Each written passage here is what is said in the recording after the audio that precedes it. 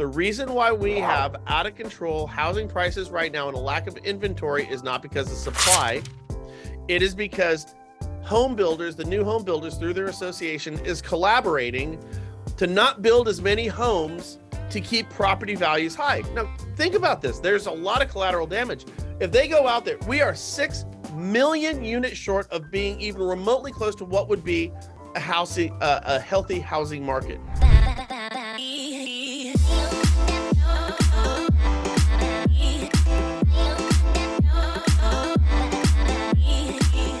The management and transparency is what's very important. So once you submit a referral, you're going to have your own Home Advantage account, and it's going to tell you where everything sits. So if you have 10 referrals that you've sent into the network, it's going to give you all 10 referrals. It's going to tell you every milestone that client is sitting in, whether they're touring homes, whether they're in escrow. And you now can manage through the Home Advantage application as far as what your pipeline looks like for the referrals that you've sent. And so it's pretty sophisticated, and it's all click of a button, guys. All right. Hello, everyone. We're here this morning to talk about some hot topics. I'm here with Brian Stevens from the National Real Estate Post, and I am Michelle Ambridge. First, I think we want to kick it off by just talking about the economy and how we are still under pressure. Yeah, great tune by collaboration with David Bowie and Queen. I think it was back like in 1984. Stolen by who? Who stole it? Oh, come on! Oh gosh, we should have practiced this. That was Vanilla Ice. Oh yeah. Oh my gosh. Ice stole it under pressure. Yeah, you know, here's kind of the thing. When people, everyone's gonna find this a recurring theme in real estate and lending. It's going to saturate and permeate everything we do. It's going to come home with you when you yell at your kids for some stupid little indiscretion that you would have let slide a couple of days ago. It's going to be with your spouse getting irritated with you for something that you did, or you getting irritated at them. You're going to take it out on your coworkers, your underwriters. It's people are under pressure. They're under pressure. They're feeling the squeeze of the economy right now, I think. I certainly know that we're feeling this in the mortgage and real estate community right now. We're going to talk about some of the numbers that real estate agents have done, but it goes something like this. The Fed said that we were going to have a soft landing about 6 months ago. Oh yeah, everything looks pretty good. We're going to have a soft landing because we have taken we underestimated and undercalculated the complications with counterfeiting $7 trillion and just giving it away to people for no good reason.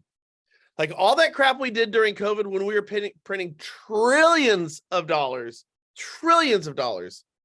It's like the difference between like a billion seconds is 22 years.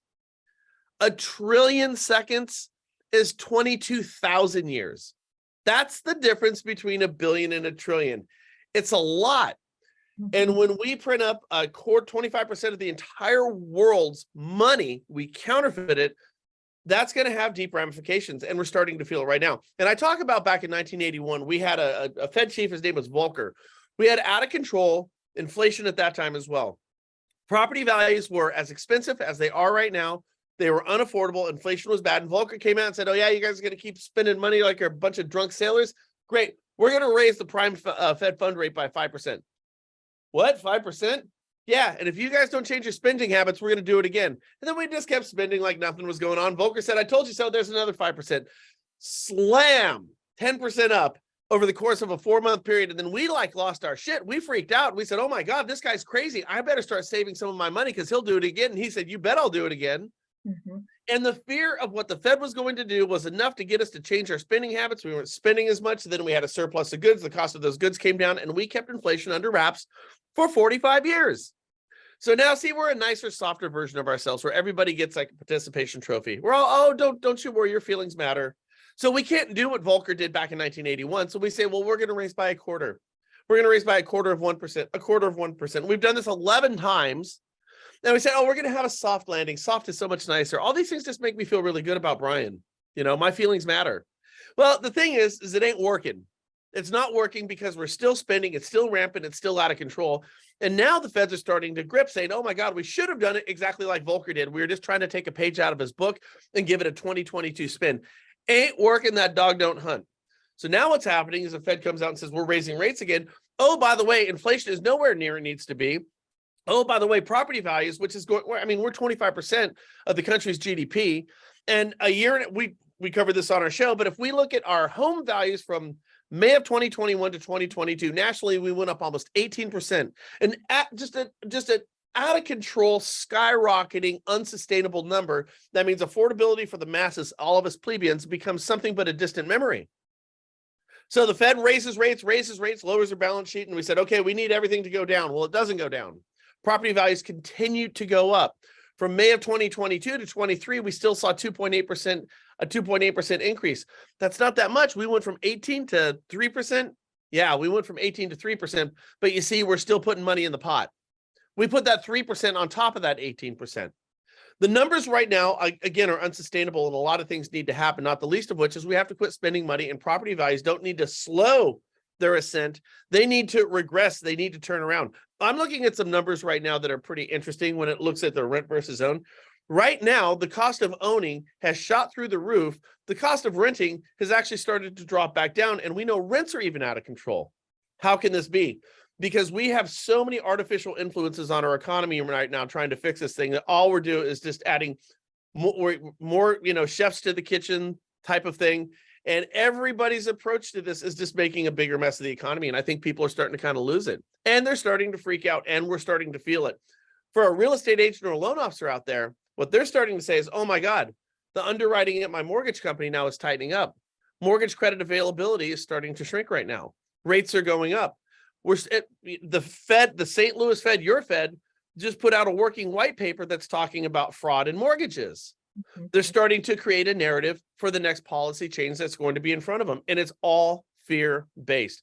So we're seeing this right now, and we're kind of feeling this in the industry. And what it really amounts to, Michelle, is we've got harder days in front of us. We don't have easier days in front of us until we start building more homes, until we start to, frankly, get inflation under control. We're going to stay this course probably, I would say, for the next 6-12 months. Here's the thing, I wanted to point this out, is with the Fed's policies right now, they need property values to drop. They said we're going to continue on this course until inflation gets down to 2%. Okay. 2% is not coming around, according to the Fed's projection, until 2026. Michelle, I'm staying this course until I get to a 2. Michelle, I'm not going to get to a 2 until 2026. What do you take from that? I guess we're going to do more of this for the next couple of years. Right. Certainly, things are going to change. There will be black swans that come into our market right now that fundamentally and drastically change the course of where we're going. What we've had in the past that we don't have now is we can't predict it. We don't have any regular, reliable indicators that would tell us when this change is going to occur. And we're finally coming to that realization. Right. I mean, it would be nice to see some more new construction popping up. It just feels like around here, the new construction that we see, it seems like it's taking much longer to get to completion. New construction contracts, when they come in, the dates keep getting pushed back. So do you think that's going to be corrected by just more contractors coming in, or more, it's still a supply issue? It's not a supply issue. It's a cartel issue. The National Association of Home Builders and the new home builders run their portion of the housing industry like a drug cartel, like OPEC. What do? We control supply and demand. We collaborate and we collaborate with each other to keep prices artificially higher than they need to be. That's what's taking place. If you think I'm wrong, the Minneapolis Federal Reserve did a paper on this and said, the reason why we have out of control housing prices right now and a lack of inventory is not because of supply. It is because home builders, the new home builders through their association, is collaborating to not build as many homes to keep property values high. Now, think about this. There's a lot of collateral damage. If they go out there, we are 6 million units short of being even remotely close to what would be a healthy housing market. So in addition to what they're doing, just build 6 more million homes right now. Like tomorrow, 6 million homes, they magically appear. So if that takes place, what happens to existing home values? Well, congratulations. Everybody just took a 20% haircut on their equity, and that's going to piss people off. So we can't do that. I would propose that you have had a 200% increase in your equity over the past 7 years, and dropping back 20% so everyone else can participate in home ownership is a small price to pay. And I'm telling you, it's going to happen. We can't not allow people to have a piece of the pie. And that's where we're at right now. The median sales price on a house and the median income for anybody in any market anywhere is now less affordable than it has ever been. You cannot be a public servant in any community out here in Northern California, where I live, or St. Louis, Missouri, where you live, or anywhere in between. You can't be a cop, a teacher, a firefighter, a garbage person, and live in the community that you service. You can't do it because affordability has just skyrocketed and gone out of control. It has to pull back.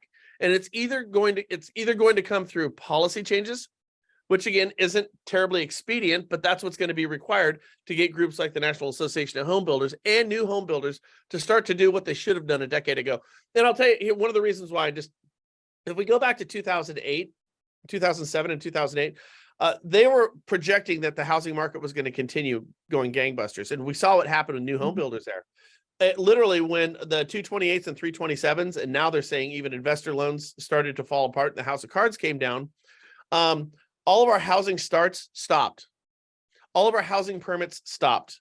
Like, you would see just miles and miles of graded earth with roads put in and sidewalks put in, and they never started the foundations.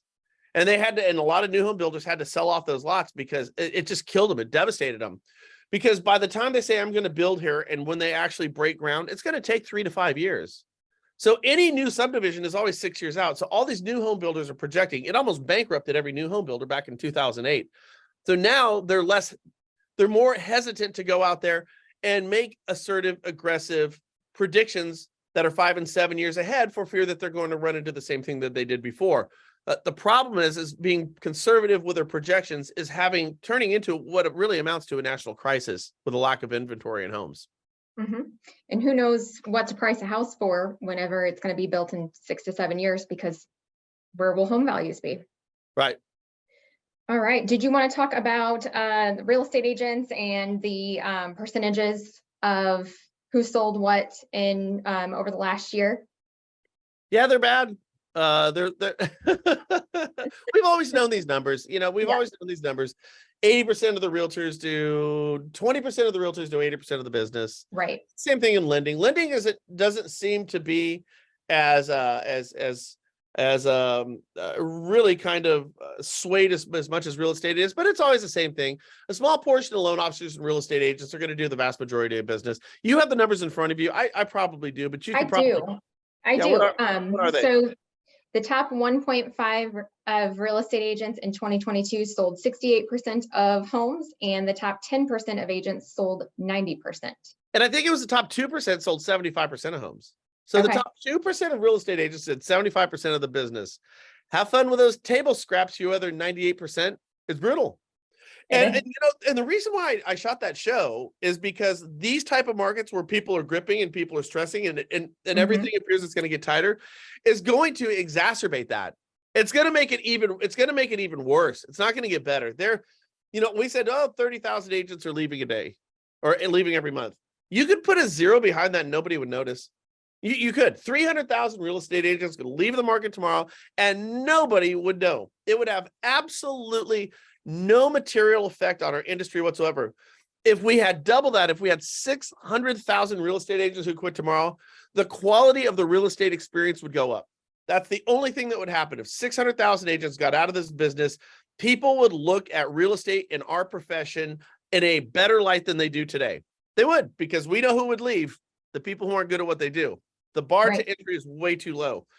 So, and you brought up the great point, and I totally agree with it. Well, we have teams now more than we ever had. So it's not really 1.5% doing nearly 70% of all transactions, because they're running everything under a team. You're right. But isn't that still a consolidation of power of the very few controlling the many? Right. You know what I mean? Because now if you're underneath, if you have a team lead, you not only have a broker, you not only have a sales manager, but now you have a team lead. So how much independence do you have as your average real estate agent? And the answer is less than you did yesterday. Yeah, definitely seeing some changes there. So next topic, Yeah. my favorite one. I For already the day. know. I can see you smiling right now. I My can see like you favorite. start to glow more. Did you see the Barbie movie? I haven't yet. Actually, I wasn't planning on seeing it. But my neighbors talked me into it. They said, we already got your ticket, just make it happen. So that's happening tomorrow evening. They even brought over some pink clothes because I don't have any. So that's going to be interesting. But so Taylor Swift, Beyonce, and the Barbie movie, what's it doing to the economy? Too much estrogen. Too much estrogen. Said no rational mind ever. Did you know that during the 2008 housing crisis, when we basically bankrupted every bank in the country and even took down global economies, it was like there was one bank in Iceland that was impervious to all this shit that happened, that took down like Goldman Sachs and took down Lehman and took down Merrill Lynch and took everyone down. There's a bank in like Iceland. It was either Greenland or Iceland. I think it was Iceland that did great through this whole thing. And they're like, okay, because everybody was buying mortgage-backed securities from the United States, bundleized securitized mortgage-backed securities. I'm kind of proud to say that I had my hand in bringing the country of Switzerland or Sweden down to its knees, almost collapsing it. I feel proud of that. So anyways, this one bank, there was only one variable that made that bank different than every other bank in the world. You want to know what it was? What was it? It was run by women. Its entire board was women. Seriously, it was the only bank whose board was all women. And it was the only bank in the country that didn't almost collapse due to the 2007, 8, 9 housing crisis. And ain't that a trip? That is. So yes, anyways, I've got 2 daughters. I'm married, so I've always been controlled by women. But yeah, it's now more prevalent than ever. They're taking over everything.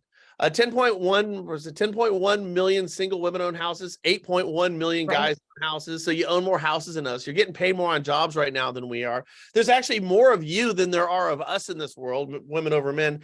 And now at least men kind of had a stranglehold on popular music. That is no longer the case. No longer the case. I'm so irrelevant. This crap I didn't even see it coming. But it was the country of Sweden. Their central bank came out and said Beyonce single-handedly moved their GDP needle. Single-handedly. She didn't even have to play there. She announced that she was going to play there, and overnight every hotel was booked out. The cost of food, the cost of services, the cost of goods, they all went through the roof because the states and all through Europe were collapsing in on Sweden. It moved the needle on the country's gross domestic product. It's the same thing with Taylor Swift. It's unbelievable. So she just played her second to the last show here in the San Francisco Bay Area. And I couldn't believe it. I couldn't believe it. The numbers were staggering. I think up in Seattle, they recorded a 2.6 earthquake from the sound of the noise and kids jumping up and down. This is Beatlemania on steroids. And so what are we finding? We're finding that inflation numbers and GDP numbers for every localized area is being affected. And I think, was it the St. Louis Fed or the Philly Fed who came out and said that the Taylor Swift concert is moving the GDP in different areas where they're hopscotching to and from. Now, I'll say this, I don't know anything about her music, but she writes her own music. And for that, I think is cool because like all of this other just consumable garbage drives me nuts, but she writes her own music and I respect that. And the other thing is, I don't know if you heard this about Taylor Swift. I can't name any of her songs, but it's hard to ignore. She bonused everybody on her crew $55 million. The roadies, the ticket takers, the turnstile workers, everybody. She bonused out $55 million. And I don't know about you, but I think that's pretty damn cool. It's pretty awesome. It definitely sets her apart from others, who are on tour, but maybe Beyonce will take a note from it and do it too. Yeah, I mean, it's pretty remarkable. And boy, I'll tell you what, it really kind of, do you remember, Michelle, like I don't know, was it 3 years ago now? I remember laying in my bed on a Thursday at like 1 o'clock in the afternoon going, what in the hell has happened to the world? When we all had to stay home from the whole COVID thing. Yeah. We are a far cry from COVID right now, aren't we? I mean, it's like these Beatlemania on steroids. Yeah, we're all packed back into the venues. That's for sure. I mean, I'm glad that concerts are back. We're all able to, do this crazy stuff again. And, Oh yeah, I got Queens of the Stone Age coming up here. That's going to be super fun. The Cat Empire is playing out here. If you've never heard of the Cat Empire, go play them. They're awesome. They're an Australian band. They're rad. So I love music being back as well. I think it's wonderful. Yes. And then, I mean, the Barbie movie, those tickets, it seems like just sell out immediately. I think the tickets that my neighbor got, were like right in the first or second row. So we're going to, those are the worst, but that's the only way we could get them. So yeah, way more popular than I thought that movie would be, but we'll see. Yeah, well, you got to go see the, come on, what is of much more international and historical relevance? Barbie or the creation of the nuclear bomb? Turns out it's Barbie. Yep. Turns out. So the last topic that I have for today is the Fresh Start credit program. If you want to talk about kind of the details of that, just how it's helping increase credit scores for those with student loan debt, how it's kind of wiping some slates a little bit cleaner, and what that might do with the. We've had a long, since the 2008 meltdown, we've had a long, rich history of, here's the thing. We have to find a way to get people into houses who shouldn't have homes. That's just the truth. That's what we have to do. Every time we have one of these policies, the foreclosures just go through the roof. It's going to happen again. But we do have a societal and an industry mandate to serve underserved communities. And underserved communities takes on a lot of different looks. Okay. It runs down socioeconomic lines. It's just a whole bunch of different looks that it happens. But whenever we do, it always leads to higher defaults. Why is that? So now what we used to do is we said, hey, we'll give people to credit. We'll extend credit to people with lower credit scores. But now we can't do that anymore because that's bad, because that's your subprime. So again, but that's being a little bit more honest. All right, I'm acknowledging you have shittier credit, but I'm still going to give you a loan. There's honesty in that. But we can't do that anymore because we can't tell people they have bad credit when they don't pay their bills.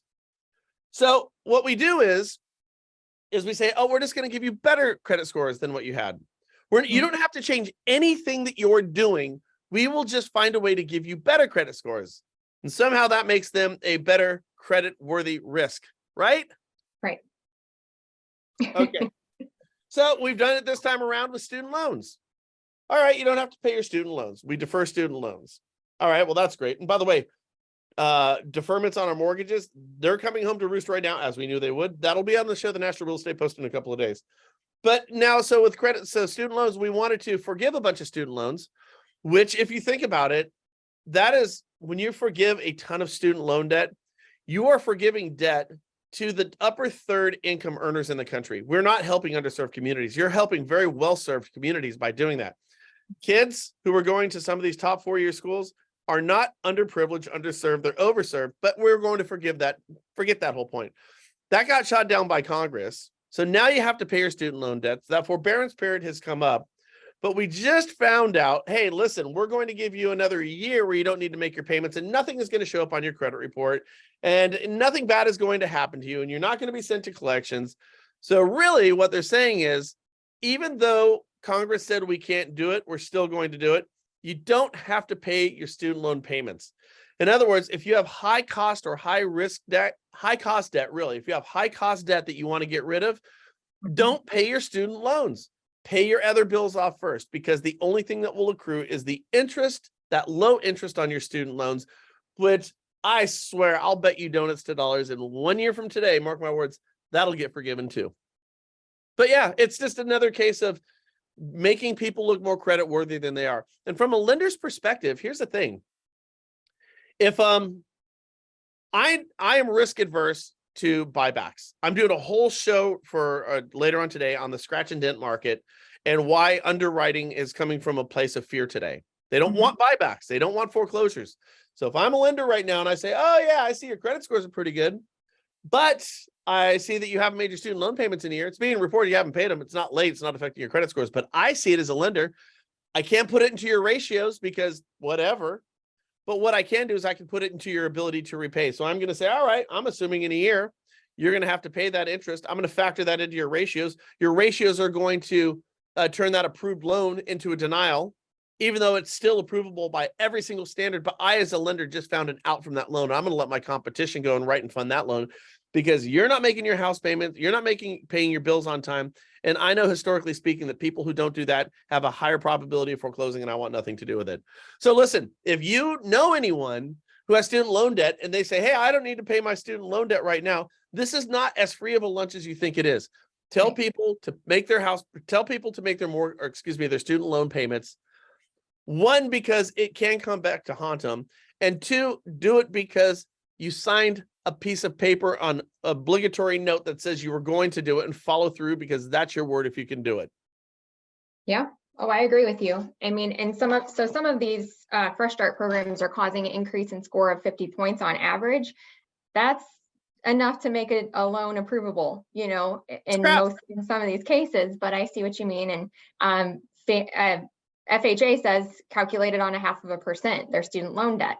So that we're not having to average in very much on these monthly payments, but once they come into repayment, it could make them no longer, you know, qualify if they were in repayment at the time of us closing the loan.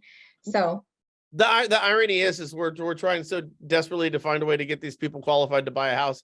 The irony is they can't afford to buy a house. So we're arguing about an approval that frankly is going to go nowhere until affordability starts to come back. Right. And when will that be? I think it was Laurel and Hardy. I think Laurel told Hardy, this is one fine mess you've gotten me into. And that's kind of how housing is right now. And that's how we'll wrap it up. Loan officers, arms up. Fight back. Fight back. Right. Happy Monday. It's all good stuff. Okay. Well, everybody check Brian out on the National Real Estate Post. There's a mobile app you can download on the App Store, and also the website. So you can go into more detail on these topics that we covered, and then some. You got more good stuff coming out today. Right on. It's always nice to see you. Don't be good to see you. All right. Talk to you soon. Later, Skater. Bye. Bye.